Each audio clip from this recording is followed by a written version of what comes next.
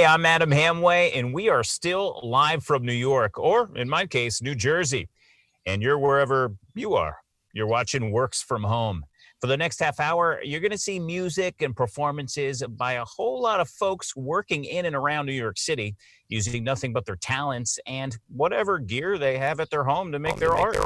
We want to know how you're doing, what you're thinking, what you're feeling. Tell us in the comments. We're reading them, and maybe we'll give you a shout out. Maybe I'll mention it on the show tonight. All right. First up, we have a piece of music inspired by a list of easy tasks, things that the composer could do to maintain a sense of stability while processing immense grief and anxiety. She wrote it for her best friend, pianist Walter Aparicio. This is Walter performing Simple Tasks by composer Sugar Vendil.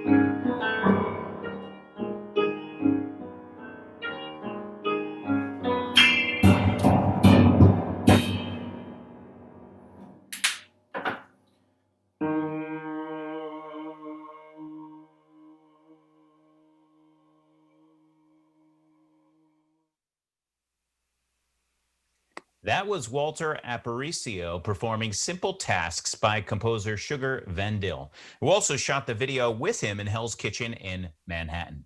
Walter's on Instagram at WF Aparicio and on Facebook at Walter F. Aparicio. Sugar's on Twitter, Instagram, and Facebook at Sugar Vendil.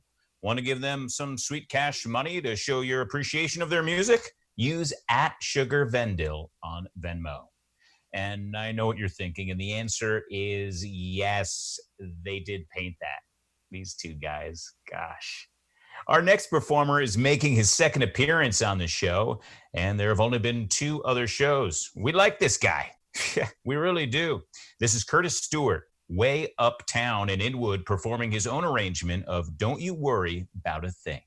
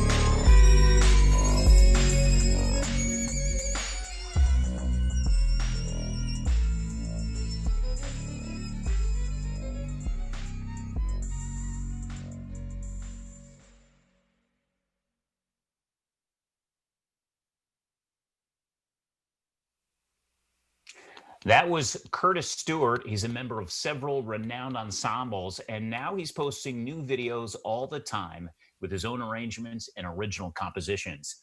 You can find him on Instagram at curtis.stewart_violin, or check out his website, curtisjstewart.com. I hope you're enjoying the show so far. We're thrilled to be able to bring fresh performances and live journalism here through the pandemic. You know, here's the thing about what we're doing. It costs money. The Greene Space and New York Public Radio are a nonprofit organization that relies on support from our viewers and listeners to keep this content coming to you. So if you're in a position to make a donation tonight, we'll be so appreciative. And we've made it easy. All you got to do is text the word live to 70101. It's right on your screen right now below my big noggin. Yep, there it is. We'll text you right back with a form where you can make a contribution when the show's over. Super simple. On behalf of all of us at the Greene Space, thank you for your support of this work. Now, oh my gosh, this is great. Our next video comes from Sonny Singh in Fort Greene, Brooklyn. It's a rendition of a Sikh devotional song penned by Kabir with melody by Nusrat Fateh Ali Khan. This is Aval Allah Noor Upaiya.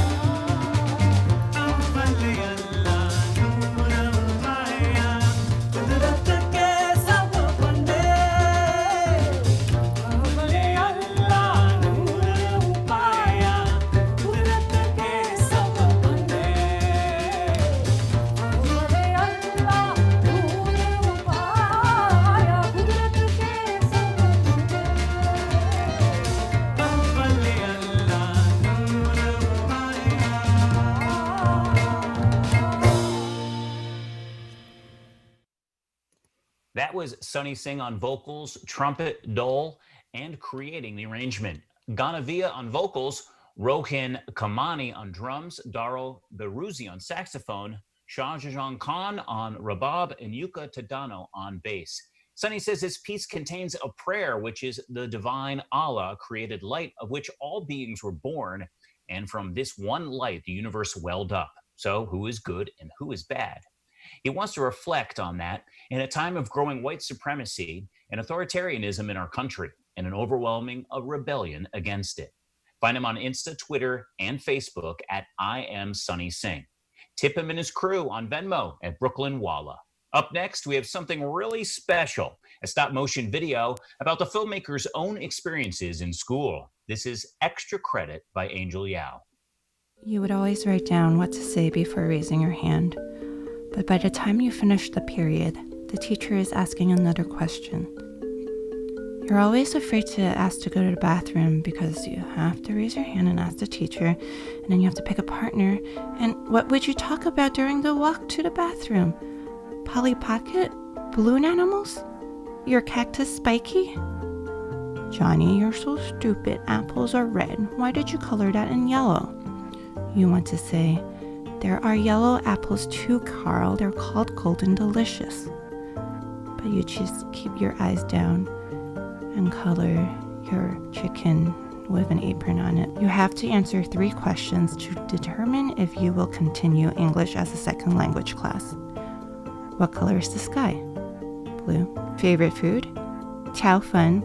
I mean corn. Touch your toes. You are thrown in for a loop. There's a physical component to this test. January 23rd, Chinese New Year. Your mom thought it would be cute if you wore the traditional Chinese dress to school. You proudly wear it, but then you think about how the kids would ask you questions and stare at you. You decide to wear your jacket in class for the entire day. There was a new boy in class. He looks like you. Angel, this is Evan. Can you help him? He doesn't know English, only Chinese. Oh no. How do you explain to the teacher you can only speak Cantonese, and the probability of Evan speaking Mandarin is so much higher? You say, Lei ho? Ho? Phew, thank God. A month later, Evan moved back to Hong Kong because his house got robbed. A real Native American is visiting your class. She passes a hat with pieces of paper. You have to pick one and I'll say your Native American name. Your heart starts to beat so fast.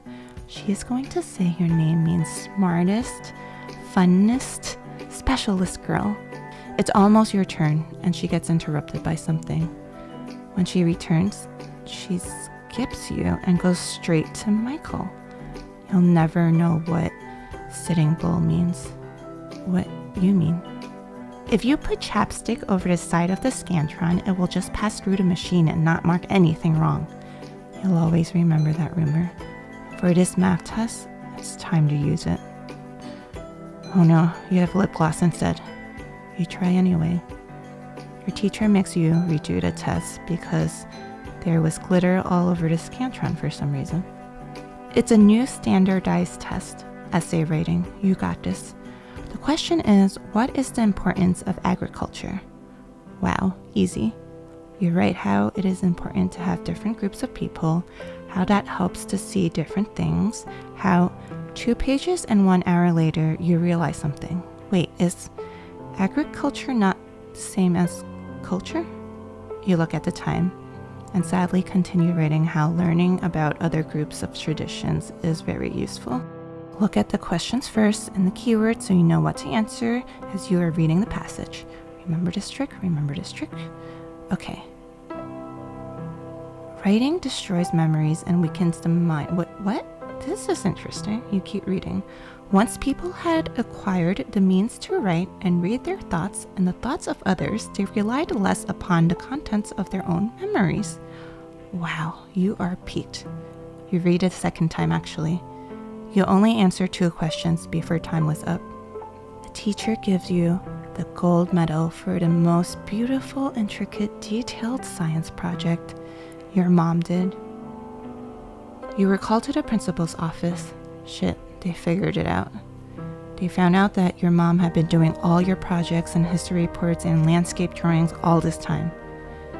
I am happy to tell you that you will be our 6th grade valedictorian. Congratulations. All the teachers decided that you were the smartest and sweetest girl. Well, your mom didn't help you to be the sweetest. You are that on your own. You earned this. You always question your smartness because of your mom, your insecurity, your standardized test scores. Your teachers and your peers always saw you as the smart one. They didn't know that you were a big procrastinator, that you always try to cut corners, and you have trouble retaining information that you've only read once.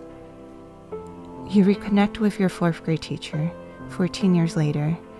She found you on Google. She writes, "Dear Angel, I am glad for finding you so fully alive and well, and I am completely impressed. I have thought of you so often over the years and wonder how you would evolve. And I am remembering the 9-year-old you, who was of course smart, talented, beautiful, and ballsy. Cheering you on, Christina."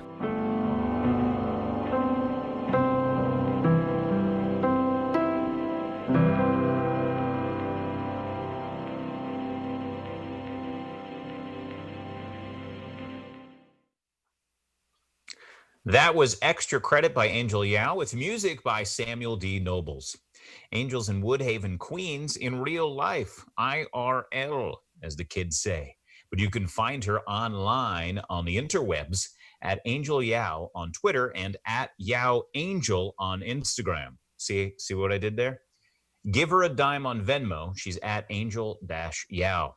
And if you're an artist in the New York City area wondering how you can get your work on this show, just head over to thegreenspace.org and look for Works from Home to find a link to our form where you can send us videos you've made while the city's on pause. It could be music, comedy, dance, stories, anything goes, just as long as it's legal.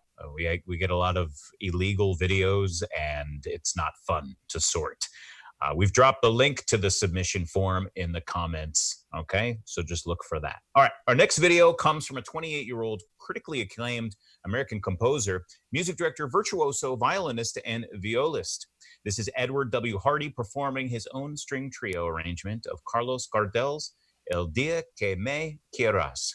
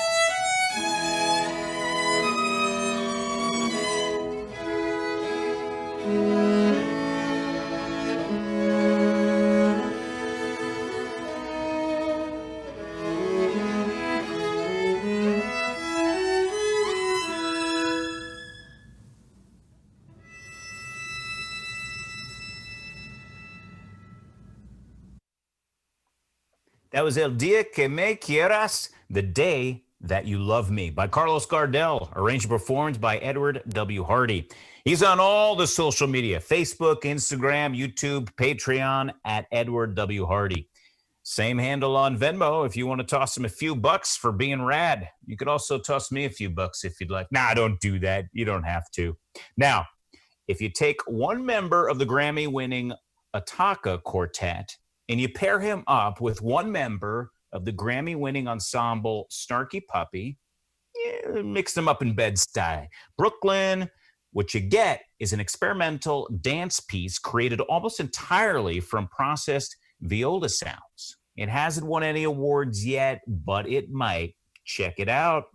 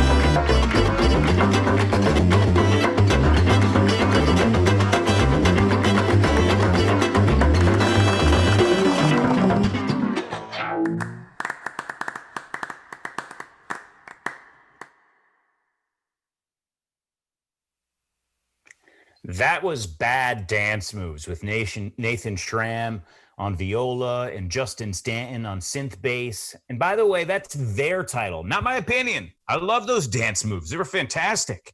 Nathan's on Instagram at Shram Nate and on Facebook at Nathan Shram. Tip these artists on Venmo at Nathan-Shram-1. Don't tip at Nathan-Shram-2 or 3. I gave those guys thousands of dollars. Just so dumb. I made a mistake, all right? Those are different Nathan Shrams. They can't even spell viola, poor fool. But then I'm the one that gave them thousands of dollars. Whatever. Our last video tonight is from a recent Greene Space artist in residence, singer-songwriter Madison McFerrin. We're going to be streaming a show that's got some of our favorite performances from her residency this Friday at 4 p.m. East. So if you're a fan of Madison's, you'll want to check that out. We're closing the show with a short clip she made to honor Breonna Taylor. It features Madison's song, Can You See? And she's donating 100% of the proceeds from anyone who downloads the full track of the song to Breonna Taylor's family's GoFundMe. Here it is. Step back, hands up, look down. That won't keep you off the ground. They say you better stop, step back, put those hands up, look down. But that won't keep you out the ground, no. That was a clip of Madison McFerrin's song, Can You See, honoring Breonna Taylor. Head to madisonmcferrin.com to find out more about the fundraiser for Breonna's family and everything else that Madison has got going on right now. That was the third episode of Works From Home. Thank you to all the artists who generously shared their work with us. You can see episode 4 if you come back here in a couple of weeks. Details are on our website, where you can also find the submission form if you're an artist creating work from home. Head on over to thegreenspace.org and send a clip our way. Also, hop on our newsletter so you know what's going on. I'm Adam Hamway, and I thank you for watching.